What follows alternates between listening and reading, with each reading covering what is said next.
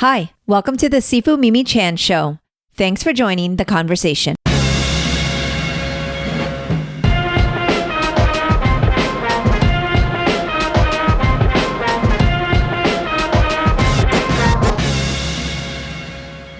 I had the honor of sitting down with Representative Dr. Anna V. Eskamani for an inspiring conversation.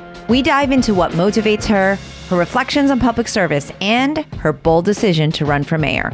Beyond politics, this episode is also about getting to know Anna, the person behind the headlines. From her passion for community to the values that drive her, Anna shares openly about the experiences that shaped her journey and continue to fuel her commitment to service. I'm grateful to call Anna a friend who has always supported our community and me personally. I enjoy these conversations. I hope you do too. If you do, please rate my podcast on your platform of choice and share it with others. If you would like to support with a donation to help keep this podcast going and support the work I do, you can become a patron of the show by visiting my website or patreon.com/SifuMimiChan. For comments or suggestions, reach out on social media at SifuMimiChan. Now, on with the show. Hello, hello. Hello. Representative Dr. Anna V. Eskamani. I know, a lot has happened since we last joined each other. Yes, on the podcast, yes, but of course I see you all the time, which is amazing. And you and your students did such a beautiful job at our kickoff back in February. Everyone still talks about the dance, really? Line dance, yeah. Well, everyone mentions all the good luck. Well, it was very exciting to be there. That room was so awesome. Energetic. And of course, you looked amazing. Thank you. You know, a piece of lettuce, like, right. That's good luck. I know. I was like, this is perfect. My security was like, what was that? And I was like, it's fine. It's just lettuce. It's perfect. Oh my gosh, I forgot about that. Projectiles. So funny. It was great. I love it. Well, it kept great. them on their toes. 100%. You know, you got to keep them on their toes. Totally. So I wanted to talk to you. I've always wanted to talk to you, but I was thinking about your Madam Mayor run. I was thinking about the work we've done together. I was thinking about this journey. And what's interesting is it is so clear to me the first time I met you and I saw you. It was at one of the Lunar New Year events. I think it's the first one right after you were elected. Because I mean, that happens in November-ish. And then January was Lunar New Year. And you got up on stage, you introduced yourself, this junior rep, you know, no one really knew. And as soon as you started speaking, you just completely changed the tone of the entire parade. So it was like, that was the days where the parade would happen and then in the parking lot in that scorching heat, they would have something on stage and like make it just all like, not only march in the sun, but then stand up there for a while. Totally. Thank God we don't do that anymore. But you got up on stage and I'll never forget too, my mother ran over, she goes, that woman is amazing. I go, I know, right? You just came on stage with this energy and sincerity, and I, hadn't really worked with legislators and politicians. Like, obviously, we see them at all these events. Over the years, the commissioners, et cetera, have been invited, have done proclamations, but I've never actually felt like, I want to partner with someone. I want to work with someone, and somebody that I really believe in. But you got on stage, and I will just never forget the energy that you brought, the story that you told, and here we are today, many moons later. A few gray hairs here and there. No, you look amazing. It's really sweet. And immediately, I mean, you came on the podcast and everything too, but we really had quite the journey. And and we have some connections. Like same high school. I know, the Cougars. So UHS were the very best. So it's really kismetic too, I think. It is. And I was thinking about that, and I tell you this every time I see you, I'm like, I don't know how you still do this. I don't know how you keep going and you're in like 5 places at once. And I just thought we would take a minute today to kind of talk about like how it all began and that passion and what you've learned since then and from how we began to where we're at now, because you're going to be shifting gears. So kind of, because for our listeners and our viewers that maybe don't know you as well as I do, and kind of let us know, like, what was that? Thinking back to that very first campaign, now that you're in a different one, like, what was that like, and why did you really want to take this journey? I mean, you're right of just like how much has happened between now and then, and there's so much growing. There's so much evolving. I will say that like my values have stayed very much the same, but I think that's because values really are just so deep, right? And they come from our families, they come from our experiences growing up. And much like you grew up in an immigrant family. My parents are both immigrants from Iran, but met each other at the same donut shop in Orlando. So a true American love story. And public education was paramount in my household. If you got a B, you were in trouble, honey. Yeah. And so I hear you. the pressure. But I also loved school. Like it kind of worked out because I loved going to school. I never complained about it. I loved being with my friends, my teachers. And I just love learning. I mean, I was such a math kid. I was so good at math. Okay, that's where we do not align there. Well, now I'm don't. a bad Asian. Girl, now I don't strive for it. You know what I mean? But like, I just love learning. And of course, I found high school theater in that time. Yes. But everything in my life hit a shift when my mom was diagnosed with cancer, and I was about 9 years old, and she passed away in 2004 when we were 13. And that was a tragic loss, and one that I'm still grieving with and I still carry with me today. But it also really forced us to grow up fast and to have a sense of responsibility, not just for ourselves, but for others. And I think that's really always been foundational for me as I entered college and started getting involved in campus organizing and activism, and then shifting to working in the nonprofit sector and then public service. There's always been this thread of a commitment towards supporting others and being responsible for the health and well-being of others, and not just thinking about me, but thinking about us. And that hasn't changed, right? From the very beginning, that hasn't changed. Yeah. But I mean, when I look back at my first campaign, there's definitely so many relationships I never thought I would have that I have today with very unlikely, folks in this space. I mean, it's so interesting to me to be 35 years old and to have a network that is so vast. Like I don't even have time to get back to everyone. Like it's so stressful, honestly. Like I feel seriously don't know how you do it. And I always tell Oscar, I'm God. like, I can't believe she texted me back so quick. I mean, I would be like, hey, I get it. Girl, it's amazing. I mean, I try so hard, but I'm not even kidding. I was updating my to-do list on my way over here. And part of it's just people that I know I have to get back to, right? Like people I owe a text back or a call back. But it's a lot, but I mean, it's so rewarding and it's so affirming because the fact that it's one of those good problems to have, right? Like people come to you because they see you as supportive and as a problem solver and someone who can be their liaison to reach their success. And so I really prioritize that and I value that. But yeah, I would be lying if I didn't say it was overwhelming and hard. And people forget it's technically a part-time job. Yes, they don't realize. No, people don't know this. So please explain this to people. Our salary as a state house representative is only $28,000. Yes. So I do have a day job on top of what I do as a legislator. And that also is a commitment of time. It's a full-time job. I have to travel for my day job to do conferences and to facilitate gatherings and convenings. And so I have to balance all of that. And later, it's so funny. I had a call with my team today. And my boss and my colleagues were like, so what's everyone doing this weekend? And everyone's doing all these fun things. Yeah. I feel like I was such the downer. I was like, well, I'm going to this convening on Friday, then I fly back Saturday morning, and then I have a bunch of community events Saturday morning, then Sunday I'm gonna work on session stuff. And it's just everyone's just feeling my stress. I'm like, oh God, I feel like, the downer in the space. But that's literally how you have to operate to get everything in, to be responsive to your constituents. But with that said, I mean, in that time frame, really just growing as a leader, as a manager, as a facilitator, and really just doing my part to create calm in a world of chaos. It is so tempting, I think, for politicians to lean on chaos because, unfortunately, if you don't actually want to solve problems, your path to power is chaos, right? It's to continuously creating chaos so that you can be the leader that fixes it versus addressing the problems that already exist that are much more complicated and difficult to solve. Those are the problems that I want to address. So I really try hard to de-escalate and to create calm in the chaos, but candidly, it is hard in an environment where so much of what I care about and the values that I hold are being attacked and marginalized and targeted. So yeah, just it's a practice of grit and grace every day, Mimi. Well, the grace is certainly there, and obviously the grit, because I tell you, I always say, how can you be in 3 places at one time? I don't even understand. Do you have the teleportation device there? In space. I do have a twin sister, but I know, but she's busy with her own stuff too. I see her all over the place too.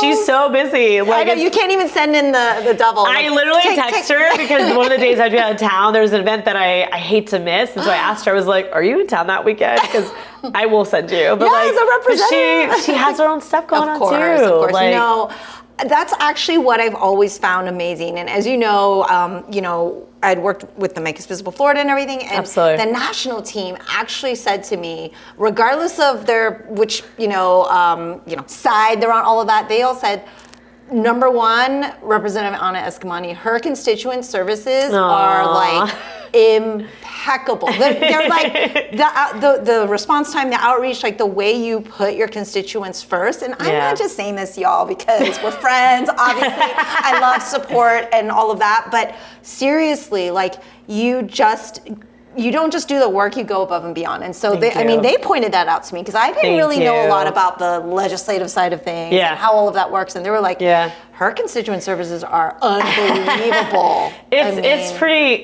I go back to the pandemic years. So, the pandemic, we always prioritize constituent services, but COVID-19 really tested us because I've never seen an inbox like ding so many times. Like it was like I hit this point maybe where I would be pulling all-nighters getting back to people, and I would think like, I created a dent in my inbox. No way. There's no way that more emails are gonna come. And like as I'm responding, it's like ding, ding, ding. Like it was wild. And I actually asked the House office tech staff. I was like, can you get me the number of emails that we have sent and received? Because I have no doubt we'd be at a record because it was just such an intense period. Yes. But even today, 5 years later, I was at Will's Pub for their 30th anniversary party, and this woman pulled me aside to say, you helped me 5 years ago, and I saw you post online that you help people with COVID and unemployment dollars. I really didn't think it was serious, but I still contacted you, and you got back to me immediately, and you helped me. So it's just so kind and affirming because it was a hard time for all of us. Yes. And just a period of so much, like I said earlier, chaos and confusion and loss and grief and stress and anxiety. And yet, like, we found ways to be that support system, to be that arm to say, to pull you up and say it's going to be okay, that people still remember it 5 years later. Oh, I think. And so that just warms my heart. It's so affirming to the work that we do. I think you make such an impact. I don't even know if I can, put it into words, but like, you're still a human. I don't know if you know this, or because I've seen you like not operate on food, not operate on sleep, not operate on all the things. Maybe it's because you're still young enough. I don't know. Not for long, Mimi, not for long. Yeah, I'm still out of you.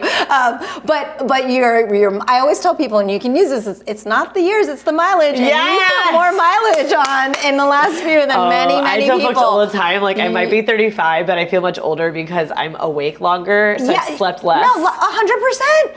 And you've done so much. And so what amazes me is that you see politicians, you see public influencers, whatever you want to call anybody up there that is a leader in the community. And there are times where you're like, wow, they look pretty tired. They look pretty like beat up. I think I'm probably one of those, but you never look tired. Every event that I've seen you at, you just give them your all. Like, how do you keep that passion? Oh my gosh. So I am the sum of those around me. So I think a part of it is you give me energy, I will return it. I think that's a part of it. I also am a firm believer as a manager and as a leader, like I need to do my best. I'm not perfect by any means, but I need to do my best to not let my stress show because stress feeds stress, right? And so I think it's important to take those notes. Try here to with mitigate lessons from Anna. Right. Try to mitigate that. But again, I'm not perfect. Like I can sense. People ask all the time, like, how you're not burnt out. And honestly, like, I feel like I am burnt out. Of course you are. I feel like I am. How can you not be when you're doing this type of work for 7 years straight? And, even before I was in public service, I was also a workaholic, right? And you were doing all the Planned Parenthood. Totally. And I do think a lot of it, like, not to, like, unpack childhood trauma, but, like, I do feel like I never saw my parents take a break because in a working class family, my dad worked 2 jobs, if not more, baseline 2 jobs to make ends meet. My mom worked at Kmart, and she worked at Kmart like overtime and was always running around the store. It was where the Burlington Coat Factory is now, off Colonial Althea. It used to be a Kmart. And we only took 1 vacation as a family, and it was a 3-day weekend. at Anna Marie Island. My mom and kid, one of my mom's coworkers had went there at a little motel by the water and gave her like a pamphlet. Back then it was like, you know, all the kids who don't really remember what this was like, but before the internet, you know, it was like a little pamphlet that had this little motel. And so we stayed there for, it was like probably 2 nights. Yeah. I remember like trying to book a trip to Busch Gardens because we never been before. That was just like a weekend and a half. My mom was getting sicker and sicker, so it wasn't the best experience, honestly. But that was the only time we ever took like a break. You know what I mean? Yeah. And we would go to like the beach on some weekends. Ikalakachi River, Blanchard Park was our go-to park as a kid. So we would do that, you know, on weekends and stuff. And my dad worked part-time at Disney, so we got Disney tickets. But even the Disney trips, it was like after work one day, my dad was able to watch the fireworks. So it was like very in and out. So like when I reflect on that experience as a child, I'm doing the same thing today. I literally am. Like where it's like short weekend here, let's go do something fun for one evening. You know what I mean? But that like sustainable rest has not happened to me or for me. But I think one is like my brain isn't programmed for it. But two, in this environment, as an elected official who does the work, it's just hard. Like, and it's stressful to be like away from my desk because the work is there, and I know I have friends all the time who are like, the work will still be there, Anna, but it's like, yeah, but you don't understand. Like, my work is like someone about to face an eviction. So like, yeah, it's still there, but like not really. Like, you know what I mean? I have to get to it. I mean, so like that's the difference between like a typical environment where like, the emails will be there, you get back to it later. If I don't get back to it now, like someone could lose their home, someone could lose their child, someone could, you know, the stakes are so much higher. So like that's why I just, you know, commit to it so aggressively. But yeah, it's a lot. It's a lot. And so almost a decade of public service, and you decided to take a break by running for mayor.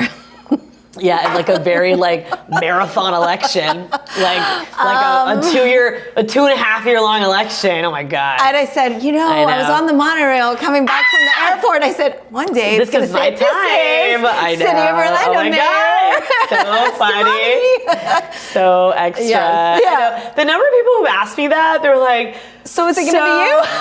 I'm like, guys, there's so much more to being a mayor than just that monorail message, but I'm so happy everyone's committed to this. So like, for viewers outside of Central Florida, LOL. There is a monorail that goes around, or there, you know, like kind of their subway system, Orlando Airport, and like coming into the city, when you get home, it's like, hi, this is your mayor, welcome to Orlando, and I'm just like, yes, it's become an Orlando tradition. And it's also been the same mayor for a long time. 25 years. Yeah, so, you know, that's the only mayor's voice I've ever heard. Same and girl. I'm going to go, oh, okay. I know. I can't wait. Well, I'll tell you, the pressure on that, and again, not to say that's the main thing for my agenda, but like the pressure on that voice message is so high that like I actually plan, knock on wood, we like get there, I plan to like make it a public contest to create the script. Because I just don't want to take personal responsibility for the script and have people not like it. I think we're all just going to love hearing your voice. I just know. I'm like, the pressure's too high. You had me at Mayor, Madam Mayor. Madam Mayor. This is Madam Mayor, Dr. Anna Eskamani. No, we need to like make it a community effort, so we're all responsible for this next step. This next journey. But that's also part of my leadership style. Like I'm very collaborative, and I want to create as many opportunities for community participation as possible, even before we get there. Like we're already we're surveying the community. So let me start from the top. So yes, I'm running for mayor of Orlando 2027 before the city. This gets confusing for some folks because the city is you know, a much smaller piece of Orange County. It's about 400,000 residents, and it's kind of a really weird lines. Like if you ever look at the map of the city, it's basically like Cimarron, and it goes all the way to like Pine Hills-ish. And that's kind of like what we know the city of Orlando to be, but it also has Lake Nona. So it has like this little sliver. Interesting. Poof, Lake Nona. So it's like really unique dynamics. There's many times when you're driving through the city, it can get confusing. You drive through the city and 1 second you're in the county. Especially if you go to like even West Orlando. I was driving with one of our residents. She wanted to show me some of the neighborhood issues. And there were times where you can tell by the traffic signs if it has a Lake Eola fountain or the orange. Right. And it's like, you're at one intersection and you see the fountain and the orange in like the same area. And it's like, okay. So with that said, it's a 2027, so it's a very like awkward year. It's an off year, but we are full speed ahead, and not just knocking on doors, but surveying the community. We're actually asking our constituents, what do you like about the city and what you want to see different? And so we're integrating that into our first 100 days vision in our platform. As you can imagine, the top comments are housing, affordability, public transportation, key. And I consider them to also be tied together. And then of course you have folks who are worried about public education, community safety, the environment. Homelessness falls under the safety banner, but that's another crisis with affordability. And so we've already mapped out, our main agenda items, which includes universal childcare, because I do feel like the more we can take these necessary costs off our families, the more that they can contribute back to the city and also save. And I don't see it as a safety net. I see it as an economic development tool, that if our city can provide that type of support for families, it will attract the top businesses to come here, entrepreneurs to want to live here, and it really becomes an ability of employment and talent retention and recruitment versus, just helping families. I think there's an economic measurement that makes the ROI worth it. And so with that said, it's a marathon, not a sprint, but we're doing the work, and we've already raised at this point more than $700,000 for more than 10,000 donations. So it's been crazy. Every time we do our campaign finance report, we're like breaking the city's system because they've never had that many donations before. Well, you are very loved. Super extra, super extra. But we're just trying to maintain all the trains, right? Yeah. Like legislative work continues, the campaign continues. We're also doing voter registration drives. Yes. Like we're here, there, everywhere. But yeah, it's worth it. It's definitely worth it. Well, I hope so. But it'll be worth it to hear you on that monorail. No. So like the shift, on one hand, I'm super excited about this. On the other hand, I'm so sad to be losing some representation in the House of where, I've, now that having been to Tallahassee, I'm like, I'm not going back. Yeah. It's a hard environment. Not going back to Tally. It is such a hard environment. I mean, on one hand, there was a dynamic that I was surprised, like pleasantly surprised to see representatives, regardless of party affiliation, working together. And behind the scenes, when the cameras are off, it's not about like arguing on these things. They're like, no, we're humans. We know we're up here in this city together. And we have to coexist. And there's like kind of that empathy. Like I still saw empathy, but absolutely, it's such a tough environment. And so, we're very sad that you won't be, up there to represent for us. But in the same regard, you're like making kind of this shift, which is going to be what I kind of I'm always trying to remind people, having now experienced and understanding a little bit more about elections and understanding more about government. It's like local matters. Like if you want your day-to-day quality of life to improve, understand what's happening locally. And so what was the shift for you? Like what was the decision where it was like, okay, am I going to keep doing this? Am I going to keep going on this trend? Or a lot of people jump to Congress or U.S. Senate or state Senate. Different things. So why this mayor? It's a great question, and there were a lot of folks that had encouraged me to run for many things over the years. Yes. I mean, there were folks that wanted me to run for state Senate like 2 years ago, and to leave my seat and do that instead. To the point where one of the organizations actually did a poll without me knowing and showed me and said, you could win this race if you ran, right? So there's always folks who have, whether they have their own political agenda, that's why they want you to do it, or it's out of the goodness of their heart and they just think you do a great job. I've always been really blessed with folks who have provided me with their insights and their aspirations for me, right? Including running for governor. A lot of folks have said I should run for governor, and I feel very confident that I would be an amazing governor. And state government is my passion. The function of state government, ensuring that it is an add-on for reaching your potential versus getting in your way. There's just so many levers within state government where it can work for you. Like, I remind folks all the time, so many agencies are just not only failing us, but they are betraying us. And when you have the Florida Department of Emergency Management being weaponized to open up immigrant detention camps, or you have the Attorney General's office attacking local governments and not defending policies like Florida's ban on open carry and instead allowing activist judges, as the right always says, to redetermine Florida law and not challenge it. I mean, our Attorney General could be going after corporations who are exploiting tenants, for example.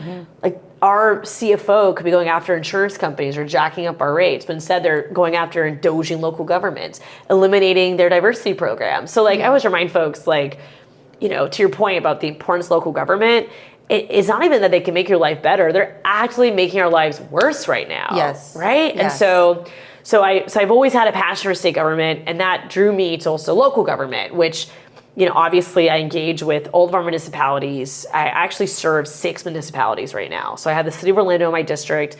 We go all the way down to Belle Isle and Edgewood, and we also have Winter Park, Maitland, and the historic town of Eatonville. And then I have parts of unincorporated Orange County in my district. So we interact all the time with local governments. And I think what's so powerful with local government is that you really just have your own executive team. I mean, you're an administrator. So not only are you a policy wonk and coming up with solutions and partnerships to solve problems, but you're also trying to ensure that the basic necessities of government run to the highest degree. And whether that is your trash pickup or your fire and police response times or just public transportation, like these might feel like small pieces of your life, but they're what makes our country and our state and our city work. And if you don't have a good train system, then how can you get to your job? How can you get to pick up how can your kid get home from school? I mean, it's just it's all a part of an individual at the micro level reach their fullest potential for the macro to be successful as a whole. And I'm a firm believer that all boats rise up together. My success is not tied to your failure. It's not a zero-sum game. We all do better when we all do better. And I see the city of Orlando at this pivotal moment with the first open mayor's race in 25 years. And so are we going to go forward or are we going to go backward? Or are we going to be the status quo and consider what we have now to be what I would argue is mediocrity to be acceptable? Because Orlando has some of the worst wages in the country. Orlando does not have a working bus system. You know, we have a lot to be proud of in our city, but there's so many parts that are lacking as it pertains to infrastructure, as it pertains to affordable housing, as it pertains to clean air and clean water. And so like it excites me. Like it's something that I'm actually really excited about. And just the fact that I'm going to have like a team, like, you know what I mean? Because we do so much with such a small team and they're amazing, but to think about an entire executive and administrators and on the ground city employees that are delivering these services to empower that entire operation to accomplish these shared goals, it's so impactful. And that is really what drives me and gets me excited. And of course, you know, I'm a millennial, so we're not going to stay somewhere for 25 years. Like, I do believe that the city needs term limits. I think that's a very important dynamic in this.